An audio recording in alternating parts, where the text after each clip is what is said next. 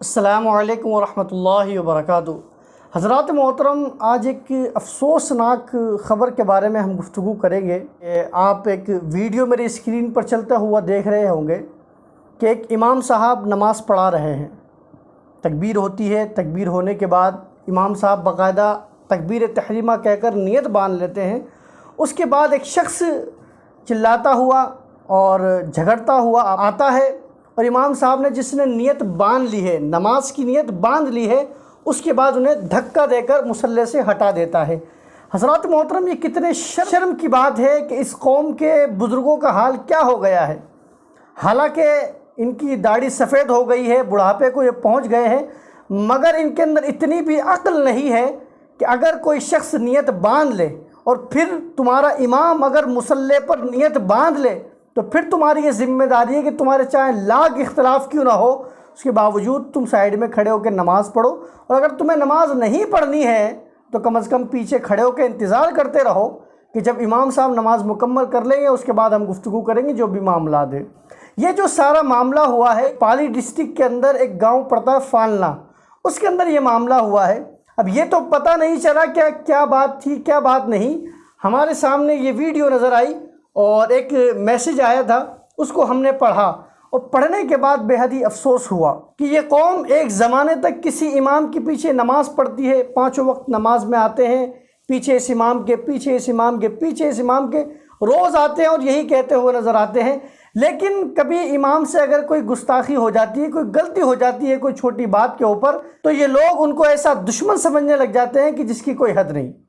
اب میرا ان سے یہ سوال ہے کہ آپ نے یہ کام کیا ہے کہ ایک امام نے نماز کی نیت باندھ دی ہے، اس کے بعد آپ نے دھکا دے کر ان کو مصلی سے ہٹایا ہے، تو امام صاحب نے ایسی کون سی غلطی کی تھی؟ کیا امام صاحب نے کہیں ڈاکہ ڈال دیا تھا؟ کیا امام صاحب نے کہیں چوری کر لی تھی؟ یا امام صاحب نے معاذ اللہ کہیں زنا کر لیا تھا؟ کون سا ایسا گناہ کر لیا تھا کہ جس کی بنیاد پر آپ نے امام کو نیت باندھنے کے بعد مصلی سے ہٹا دیا؟ ایک تو یہ ہوتا ہے کہ ایک امام نماز پڑھانے کے لیے جا رہا ہے،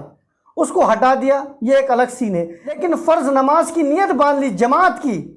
کہ لوگ پیچھے کھڑے ہوئے اس امام کے پیچھے، اس نے نماز کی نیت باندھ لی اور آ کر دھکا دیا جا رہا ہے، لوگوں کو منع کیا جا رہا ہے کہ تمہیں نیت باندھنے کی ضرورت نہیں ہے۔ ایسا کیا ہو گیا تھا جو آپ نے ایسی حرکت کی ہے؟ ہمارے معاشرے کے اندر یہ دیکھا جا رہا ہے کہ اگر کسی کے پاس دولت آ جائے، کسی کے پاس مال آ جائے اور وہ نماز پڑھنے لگ جائے تو وہ یہ سمجھتا ہے کہ مجھ سے بڑا جنتی کوئی نہیں ہے، مجھ سے زیادہ بخشا ہوا کوئی نہیں ہے، اس لیے اس کی نظر میں نہ کسی امام کی کوئی اہمیت ہوتی ہے اور نہ ہی مؤذن کی اس کی نظر میں کوئی اہمیت ہوتی ہے۔ اور یہ لوگ وہ لوگ ہوتے ہیں کہ جن کی گھر کے اندر خود کی کوئی عزت نہیں ہوتی ہے،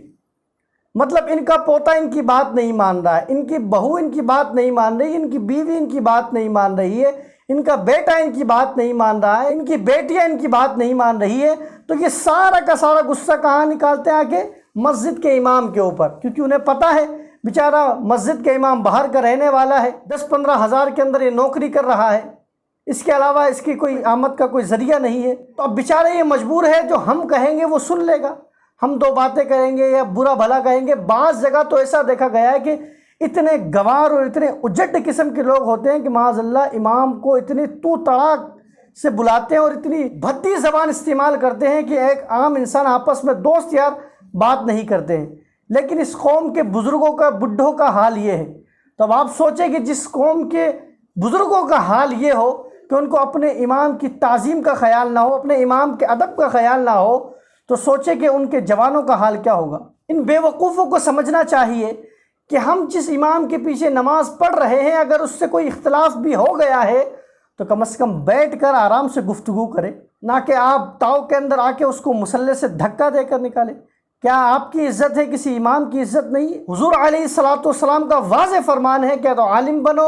یا عالم کے ساتھ بیٹھنے والا بنو، تیسرے نہ بننا۔ بتائیے کہ جس نبی نے یہ حکم دیا ہو کیا تو خود عالم بنو، اگر تم عالم نہیں بن پائے ہو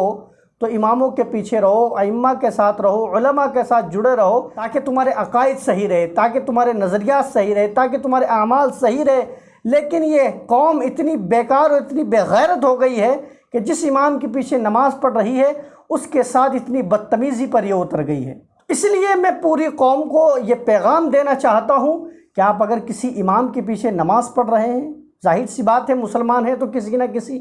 امام کے پیچھے ضرور نماز پڑھتے ہوں گے کہ اگر کوئی اختلاف ہو جائے، اگر کوئی بات ہو جائے تو طریقہ یہ ہوتا ہے کہ آپ ان سے آرام سے بیٹھ کر گفتگو کریں، نہ کہ یہ کہ آپ مسجد میں آ کے ڈرامہ کریں، ان کو دھکا مکی کریں۔ یہ ہرگز بالکل بھی بات صحیح نہیں ہے۔ اللہ تعالیٰ قوم مسلم کو ہدایت عطا فرمائے۔ واللہ تعالیٰ اعلم۔ السلام علیکم ورحمۃ اللہ وبرکاتہ۔